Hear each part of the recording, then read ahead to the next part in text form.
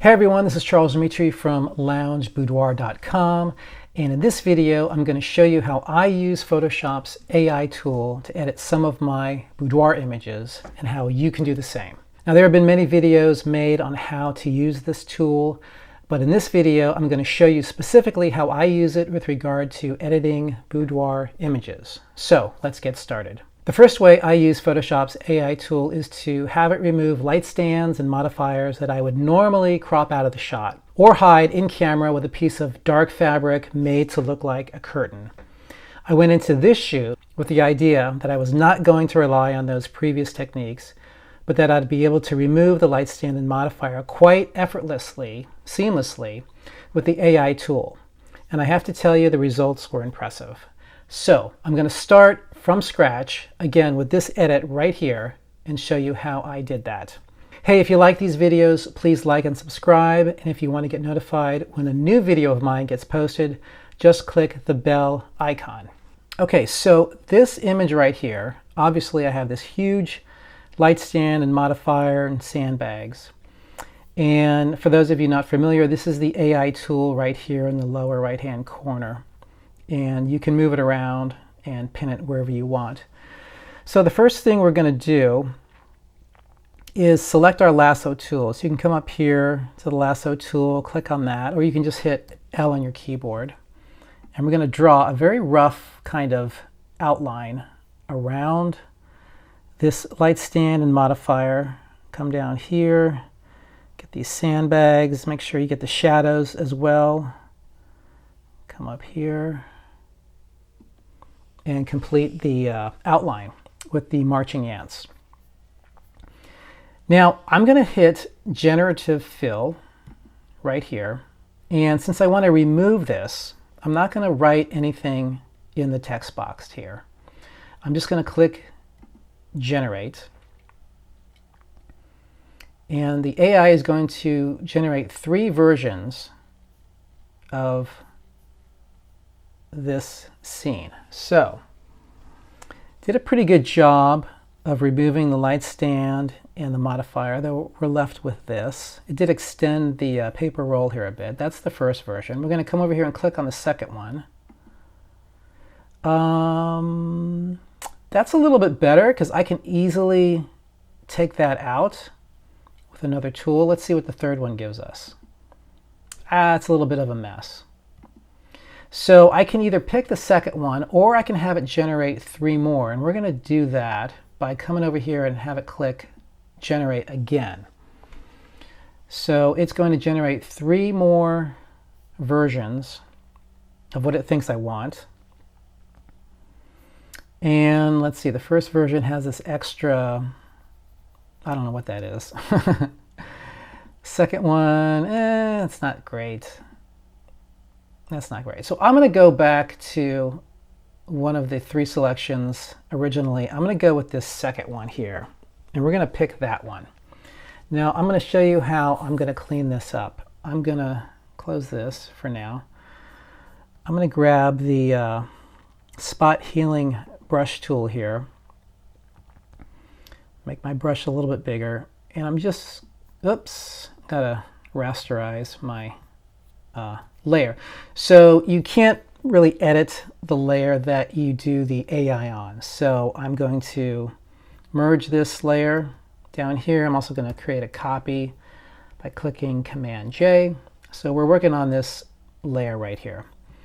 So with my spot healing tool, I'm just going to outline this right here in black, cover it black, and it took it away somewhat. I'm going to try and refine it a little bit.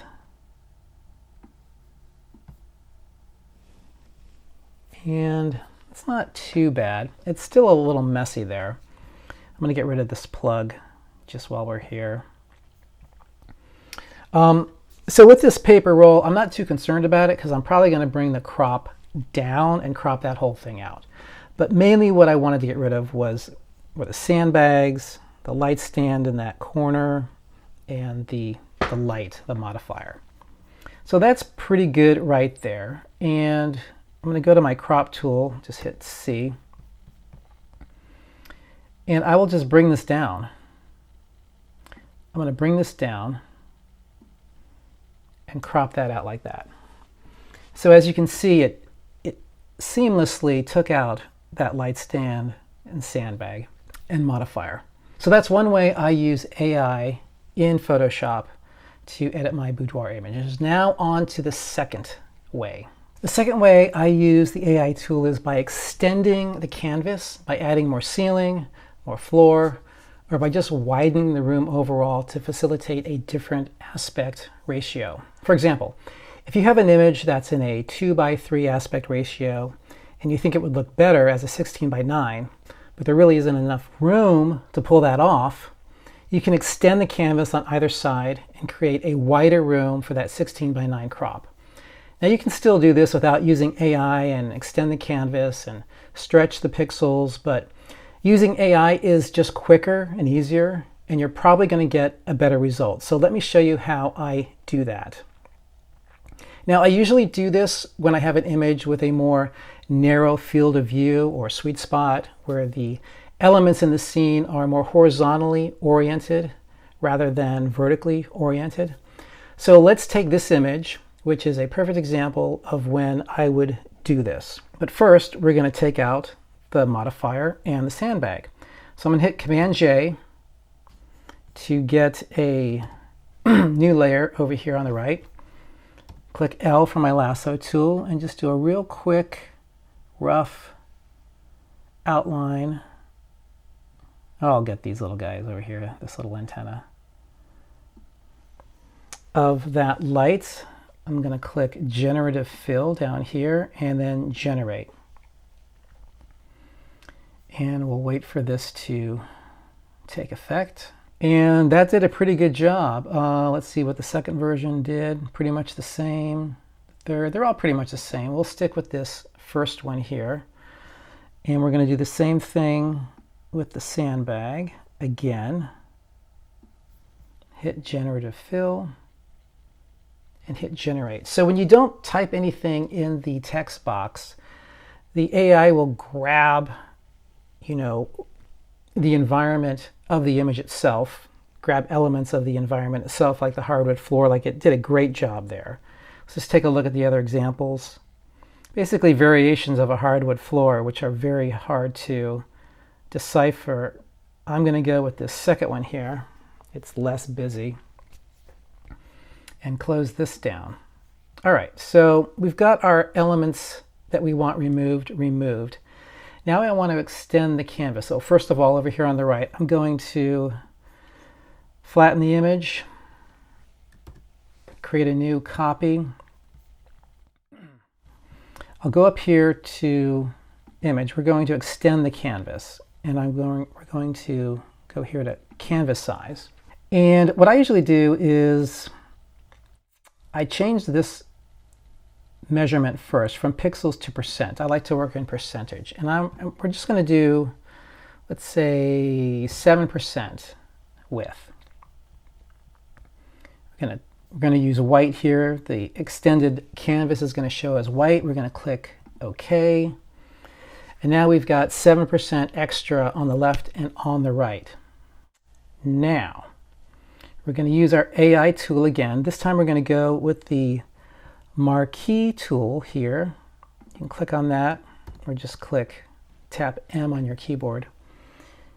And what we're going to do is we're going to outline this spot here, but we're going to overlap a little bit onto the wall and the hardwood floor, because we want AI to sort of know that we're grabbing that digital information that we want to use. We'll click Generative Fill and then Generate. And it's just going to extend the wall and the hardwood floor there on the left.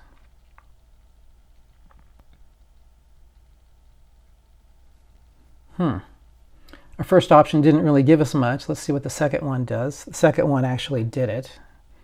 See, with this AI tool, it's still in its early stages and it's not perfect by any means. The third one, it's got that weird thing right here. So let's go with the second one.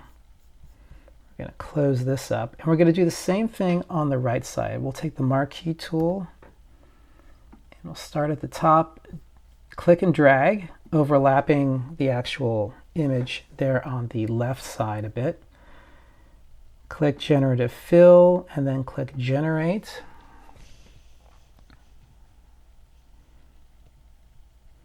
Wait for the AI machine to generate that right side.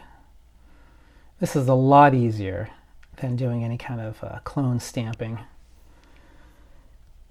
So this right side is hidden a lot in shadow, so oh, I see. Oh, it extended the bed there. The first one, oh, that's one version of the bed there. Second one, a little busier. I'm not crazy about that. The third one, that's not bad. But I'm going to go with this first one here. So we've extended the canvas now, and that's going to facilitate a better 16 by 9 crop. I'll just do that now. I'll click or hit C on the keyboard. I'm going to change the aspect ratio up here on the left to 16 by 9. And I'm going to leave it full width. I'm going to use that. And it looks like I didn't quite get everything, so we're going to do that again. We're going to bring this in just a hair. If you want to fine-tune bringing this in, keep Control held down on the keyboard, and it won't jump.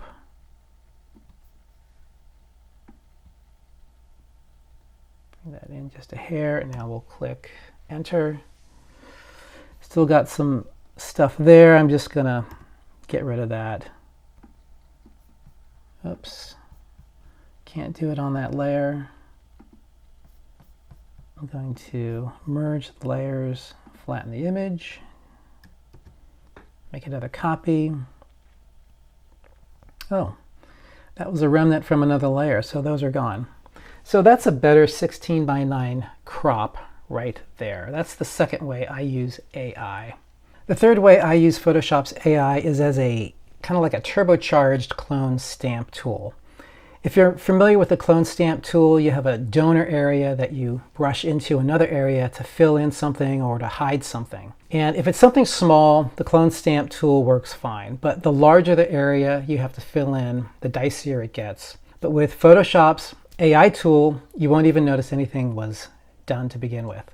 So in this image here, you can see part of the inflatable bed right here in this corner. And it's something I missed. I usually try and cover all that up with the sheet here. Let me enlarge this a little bit. And I don't really like that. Let me move this tool over here.